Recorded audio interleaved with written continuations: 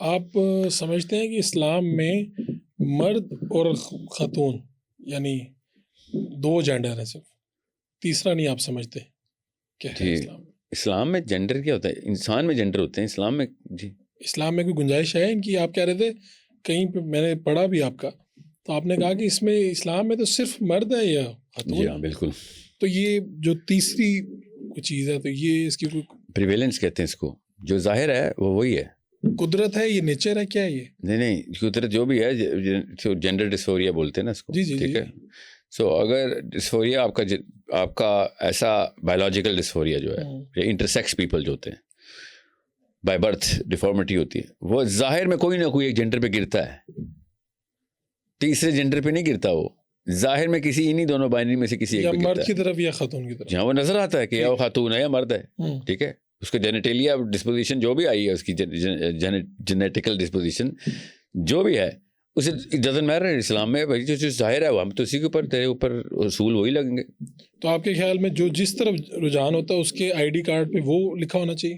Biological رجحان. جی مرد مجھے لکھا ہونا چاہیے.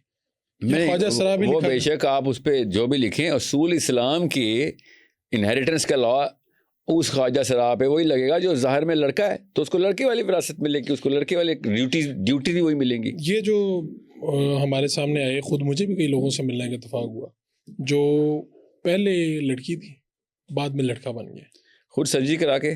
جی سرجری کرا. وہ دیکھیں وہ انٹرسیکس نہیں ہے، جو اللہ تعالیٰ کی طرف سے بائی برتھ بغیر اپنی کسی مرضی کے کوئی ڈیفارمیٹی ہو گئی ہے کسی کو، پھر میں سمجھ سکتا ہوں نا. پھر میں آپ کو یہ بتا رہا ہوں، جو خود بھائی صاحب کو شوق ہے لڑکا بننے کا یا لڑکی بننے کا، ٹھیک ہے، وہ اسلام میں نہیں ایسی کوئی ریکگنیشن نہیں. لیکن یہ کامن سینس میں بھی ایسے، کامن سینس کے بھی خلاف اس ہے. کو شوق ہوگا لڑکی بننے کا، اس کو نہیں شوق ہوتا، کسی اور کو شوق ہوتا ہے جو اس کو کنوینس کرتا ہے بچپن میں، اور وہ اس کے شوق پورے کر رہا ہوتا ہے. یہ بچپن کا مسئلہ ہے. تو آپ ڈیفینیٹلی اس طرح کے کسی سے ملے بھی ہوں گے؟ کئی لوگوں سے. میرا پیشہ بھی یہ ہے نا، میں کافی ایسے لوگوں سے ملا ہوں. ان لوگوں کا بچپن میں کوئی نہ کوئی مسئلہ ہوا ہوتا ہے، بچپن میں پیرنٹس کے تھرو ہوتا ہے یا کہیں اور. اور اس کا سوشل اسٹیٹس سے کوئی تعلق نہیں ہے، امیر غریب کچھ بھی ہو سکتا ہے. جی سائیکالوجی تو انسان کی ہے نا، مگر دونوں اینڈس کے اوپر ایکسٹریم ہے. سوال آپ کا ذرا سا ٹیکنیکل ہے. عمراء کے اندر ایکسٹریم میں بھی یہ مسئلہ آ سکتا ہے، اور غرباء کے ایکسٹریم میں مسئلہ آ سکتا ہے. اسپیکٹرم کے بیچ میں یہ والے مسائل ایک جتنے غریب میں بھی اتنے امیر میں ہیں. جتنا ایفلوئنس بڑھائیں گے اس میں بھی پرپورشن پایا گیا ہے، اور جتنا کم کریں گے پیسہ اس میں بھی یہ پرپورشن پایا گیا ہے. یہ سوال میرے چونکہ بعد میں آیا، ننکانہ میں ایک لڑکی تھی، وہ لڑکا بن گیا اور بعد میں اس نے نمازیں پڑھانا شروع کر دی، وہ امام مسجد بن گیا، خود سرجری کرا کے، خود سرجری کروا کے. لڑکی لڑکا بن گئی، لڑکی لڑکا بن گئی. یہ تو خود مجھے ملنے کا موقع ملا، انٹرویو کرنے کا موقع ملا. میں نہیں یہ سمجھ پایا کہ کیا اس میں کوئی دینی رجحان تھا جس کے لیے وہ امام مسجد بننے کے لیے اس کو کچھ ضرورت پڑی کہ وہ اپنی سرجری کروا لے کیا؟ کیونکہ آپ کی اس بات کے بعد یہ ایک آرگومنٹ آیا نا کہ یہ لوگوں کو شوق ہے یا کسی نے کنونس کر دیا انہیں.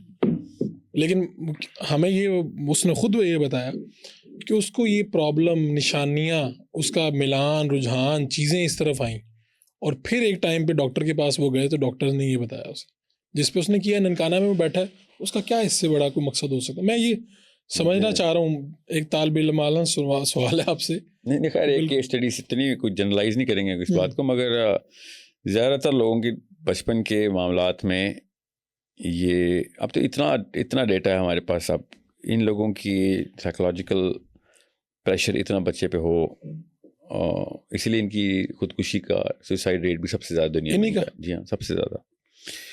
تو انٹرسیکس کے بعد ان لوگوں کا جو شوقیاں ہیں، ٹھیک ہے، تو کوئی وجہ ہے تو ویسے تو نہیں کوئی. اب خواجہ سرا خودکشی دنیا میں سب سے زیادہ کرتے ہیں، اور بنتی بھی ہے. کیا بلا اتنا ہم ان کو دھتکارتے ہیں، جانوروں والا سلوک کرتے ہیں، تو اگلے بندے نہیں تو مطلب قاتل ہم ہیں ان کی. خواجہ سراؤں کی بات کر رہا ہوں جو انٹرسیکس ہیں، ٹھیک ہے، ہم نے خود قتل کیا. جی ہاں بالکل. جو باقی یہ ہیں، یہ جو اب سیکنڈ کلاس ہے کہ جس کو کیا کہیں گے، ٹرانس جینڈر بولیں گے ہم ان کو. ٹرانس جینڈر وہ ان کو جینڈر نہیں سمجھ آیا کہ وہ میں لڑکا ہوں یا لڑکی ہوں، کیونکہ وہ بچپن میں انہوں نے ڈیسیژن لے لیا تھا کہ میں لڑکی ہوں. 8 سال کا بچہ ڈیسیژن لے رہا ہے کہ میں ایک لڑکی ہوں اور میری سرجری کرا دو. 8 سال کے بچے کی دنیا میں کوئی بھی انسان کسی اور بارے میں ڈیسیژن نہیں مانتا، کینیڈا میں نہیں مانتا، سوائے اس ڈیسیژن کے.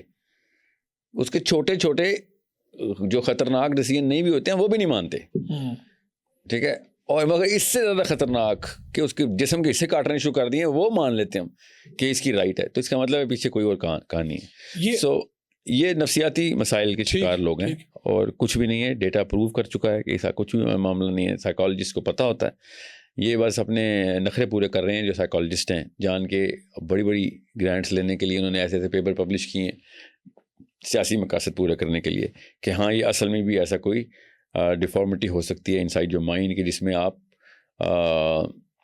مطلب اف اینی تھنگ اگر انہوں نے ڈالنا تھا تو میں ایز اے ماہر نفسیات بتا رہا ہوں تو اس کو اسپلٹ پرسنالٹی ڈس آرڈر میں ڈالنا چاہیے تھا. اسکیزوفرینیا کا ہر بندہ پھر اسی کمپارٹمنٹ میں آتا ہے یا یہ اس کمپارٹمنٹ میں جاتے ہیں, وہ تو نہیں ہم نے ڈالا. Some how this is become one of the most talked about, اور حالانکہ سب سے کم شرح ہے اس آبادی کی دنیا میں. جتنے مرضی شوقیہ لوگ ہوں, مجبوراً ہو, بے شک سائیکولوجیکلی ڈیمیجڈ ہیں لوگ, مگر ان کی شرح پھر بھی کم ہے سب سے, مگر ان کے بارے میں لکھا سب سے زیادہ جا رہا ہے, ان کو مائلیج سب سے زیادہ مل رہی ہے. اس کا مطلب ایجنڈا کچھ اور ہے پیچھے سے. بڑے بڑے مسائل کو کبھی بھی مائلیج نہیں ملی. انسان کے میڈیکل ایشوز میں ٹاپ آف دا لائن یہ نہیں ہے, اس سے تو جان بھی نہیں جاتی. کچھ ایسے تو ایشوز میں جان بھی جاتی ہے. آپ بتائیں اسکیزوفرینیا پہ کتنے پیپر پڑھے ہیں آپ نے, کتنے ٹی وی پہ اشتہار دیکھے ہیں آپ نے, کتنی موومنٹس دیکھی ہیں آپ نے, کبھی بھی نہیں. ان پہ کیوں اتنی ہے, اس ایسا کیا ہے, اتنا بڑا کیا مسئلہ ہو گیا, why is that such a big problem. So اوپر سے باقی کے مسائل کی لسٹ میں بتاؤں تو طوطے اڑ جائیں سب کے. یہ تو چلتے پھرتے ایڈس کے پیشنٹ ہیں, آبویسلی ان کا قصور بھی نہیں, ان کو لگنی ایڈس. اور سوچیں ایک کو لگی پتہ نہیں کس کس کو لگوائیں گے. یہ ان کو پتہ بھی ہے, ہر ایک کی جیب میں HIV کی ٹیسٹنگ کٹ پڑی ہوئی ہے ان کے, ہر 90 دن کے اندر ان کو ٹیسٹ کرنا پڑتا ہے کہ ایڈس تو نہیں ہوگی. سو یہ کہانی ہے نا, یہ والی چیز نہیں دکھا رہے ٹی وی پہ, باقی کی سب چیزیں دکھا رہے ہیں. یہ ابھی 10 15 20 سالوں میں کون سے مذہبی رہنما ہیں جنہوں نے آپ کو متاثر کیا؟ پاکستان کے اندر مولانا اسحاق جو ہیں وہ ان سے آگے, میرے دور کی بات بتا رہا ہوں جہاں پہ میں نے ہوش میں پڑھا ہے. مودودی صاحب میرے سے پہلے کے تھے, اس لیے میں نہیں ان کو ڈائریکٹلی تو نہیں میں ان سے, مگر انہی کے کتابیں پڑھ کے ایک چلتا پھرتا ادارہ ہے مولانا سید ابو العلا مودودی جو ہے. مگر مولانا اسحاق عزت وہ ایک طرف, باقی سارے ایک طرف ہیں. اور حافظ اسرار صاحب کے بارے میں کیا رہا ہے؟ حافظ اسرار صاحب کون؟ ڈاکٹر اسرار. جی ڈاکٹر اسرار صاحب میں نے اللہ کی طرف سے جتنا بھی سنا ہے ان کو کم ہی سنا ہے, مگر ان کو اعلیٰ ہی پایا. فراست ان کی اپنے ٹائم کے اوپر شخص, ان کا ورلڈ ویو بہت کلیئر تھا, اور ان کا مقصد اور پرپز بڑا سمپل ون لائن تھا, وہی دنیا میں ہر انسان کا ہونا چاہیے. وہی نظام دنیا کا لے کے آؤ, اللہ کا نظام کے علاوہ کوئی مطلب اس کے علاوہ کوئی آپشن ہے ہی کیوں؟